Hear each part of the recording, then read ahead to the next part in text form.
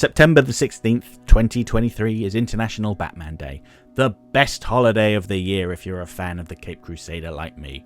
One of Batman's many strengths, and the reason why he has endured for nearly 85 years, is that he's incredibly versatile. And I don't mean in terms of his character, although I guess he is. I mean he's a character that can be interpreted in multiple different ways, and all of them are entirely valid.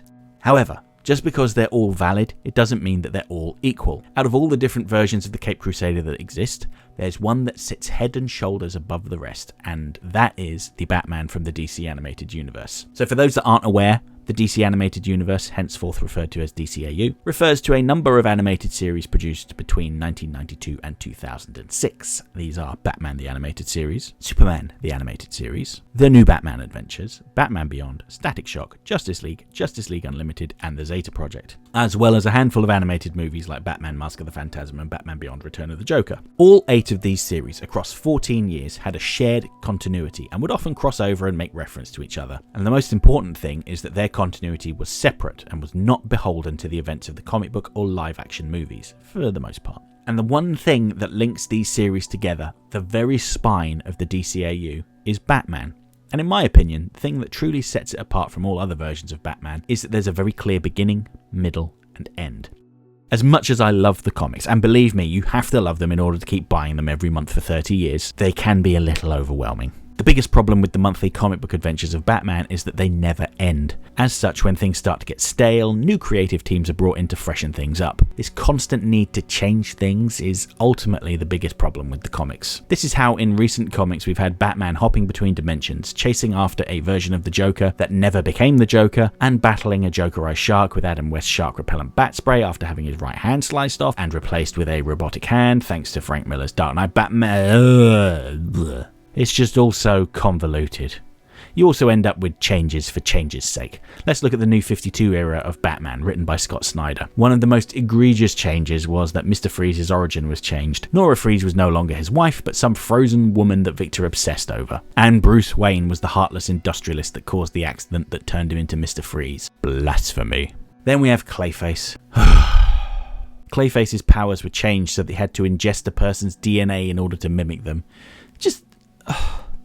No. Clayface is at his absolute best when he's a shallow copy of the people he impersonates, not an exact genetic match right down to the fingerprints. Thankfully, most of these changes have either been dropped or glossed over, and I try not to think about them anymore. Batman's near 85-year comic book history is filled with these mostly forgotten missteps, and many of the stories fade into irrelevance. And then there's the sheer quantity of Batman comics out there. Since his inception in 1939, Batman has had almost a dozen ongoing series, with over 2,000 issues published. And that's not including any of the spin-off titles like Robin, Nightwing and Batgirl, and none of the one-off specials or miniseries. And when we get down to it, when it comes to essential comic books to read, there's just a handful of stories. You have your Year One, you have your Dark Knight, you have your Killing Joke. That's like a dozen issues out of over 2,000. It's just ridiculous. As a reader, it's very hard to get into the comic books because it's tough to tell where to start, and that's precisely why DC Comics reboot their continuity every couple of decades. Although when it comes to Batman's continuity, it mostly survives the rebooting unscathed, which is an entirely separate problem to be discussed some other time. Okay, so what else is there? Well, we also have the Batman movies. These movies are probably the most accessible way to get into Batman. After all, there's only a handful of them, each with their own clear continuity, usually determined by who's playing Batman, and they're easy enough to follow. However, I would argue that none of them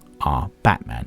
Now, don't get me wrong, Tim Burton's Batman movie was my very first cinematic love. My brother and I used to watch our VHS copy of Batman almost every day as kids, to the point where we could recite the entire script off the top of our heads. But Burton's Batman isn't really Batman. I mean, yeah, he's got the cave, he's got the car, and he has the costume, alright. But this is a Batman that kills without hesitation. He blows up the Axis Chemicals plant, which was the Joker's base of operations, killing anyone that was inside. Sure, they were henchmen, but they were all human beings. Were there any Axis Chemicals employees in there? Did he even check? Joel Schumacher's Batman, played by both Val Kilmer and George Clooney, effectively starred in glorified Happy Meal commercials. Now, I don't blame Joel Schumacher for that. It was the assignment from Warner Brothers and he passed with flying colours. Those movies were a love letter to the 60s Adam West TV show. But again, they're not Batman. Christopher Nolan's Batman trilogy is well made, and as good as Christian Bale is as Bruce Wayne, his Batman isn't really Batman. His Batman growls and grumbles through the 3 films before he temporarily gives up being Batman because of the death of Rachel, and that part didn't ring true to me. Ben Affleck's Batman is mostly fine, aside from his initial willingness to kill, but Batfleck really didn't get enough opportunity to shine in the films he was in. The fact that there were several different directors working on the films he appeared in, each with their own vastly different style and tone, also didn't help. Now, Matt Reeves' Batman, played by Robert Pattinson, is off to a good start. I really liked seeing this Batman's journey from being a dark, violent, angsty Batman to someone that realises that their actions carry weight, and that he might be better off trying to inspire people to be kind and compassionate, rather than inspire violence. Reeves has spoken at length about how he took inspiration from BTAS, so it's probably not too surprising that I enjoy this one the most out of all the cinematic Batmen. Time will tell. So I've talked about what I think doesn't work for Batman, and it's probably about time I got back to what makes the DCAU Batman the definitive Batman. The main thing for me is consistency. For the 14 years that these shows were being made, Batman was only ever played by the legendary Kevin Conroy. At least the Bruce Wayne Batman was. Many of the same people were involved in the writing of the character as well, so you rarely had instances of him acting out of character. This sense of continuity is enhanced by the fact that the DCAU's Batman story has a very clear beginning, middle and end. We see Batman's beginnings in the film Mask of the Phantasm with a series of flashbacks to before he becomes Batman, and the events that lead up to him donning the iconic cape and cowl. Batman's early days are also well documented in Batman the Animated Series, although one criticism we could raise is that the timeline is a little hard to discern. Unlike other shows, BTAS doesn't run in sequential order, so in one episode it'll take place before there's a bat signal, and before Dick Grayson was Robin, and then in the next episode Dick Grayson's there, but he's off at college. There isn't a definitive BTAS timeline because it was never intended for there to be one, no matter how hard we fans try and make it all fit. The creative team didn't want a pesky thing like continuity preventing them from telling the best stories they could, although that would change over the years. The middle part of Batman's story takes place during the new Batman adventures Justice League Unlimited and Static Shock. Traditionally, Batman has been a loner, but these stories show Batman emotionally developing into a father figure and a leader. This makes it all the more heartbreaking to see everything come crashing down at the hands of the Joker, resulting in Batman retreating from public life, reverting to his original, isolated, wounded self. The finale of Batman's story comes in Batman Beyond, when he meets Terry McGinnis, who he mentors and trains to become the new Batman, restoring his faith in humanity. Bruce Wayne lives to a ripe old age despite his hazardous lifestyle, and goes on to inspire a whole new generation of crime fighters. And it's genuinely touching to see him go from bitter, crusty old man in Rebirth to a caring and compassionate father by the end of Epilogue. That's the DCAU Batman's biggest strength to me, and something that makes him infinitely superior to all the other versions of the character. In BTAS's case in particular, the creative team had the wisdom to take inspiration from the comic books, keeping as much of the good stuff as they could while jettisoning off all the accumulated nonsense and adding their own ideas. Along the way, they managed to develop their own unique Batman. Yes, he had the cave, the costume and the car. Yes, he solved many of his problems with his fists, but he was incredibly compassionate.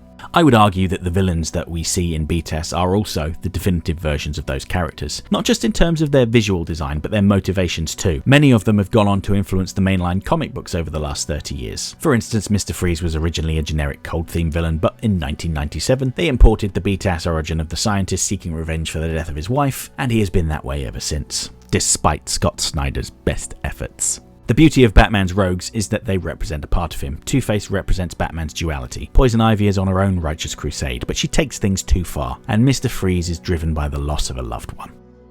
When Batman deals with these villains, he feels sympathy for them, maybe even a little empathy, because he recognises that they are damaged people, just like he is. The Christopher Nolan movies attempted to articulate what's so great about Batman when they showed the flashback to Bruce's youth, when he fell down a hole.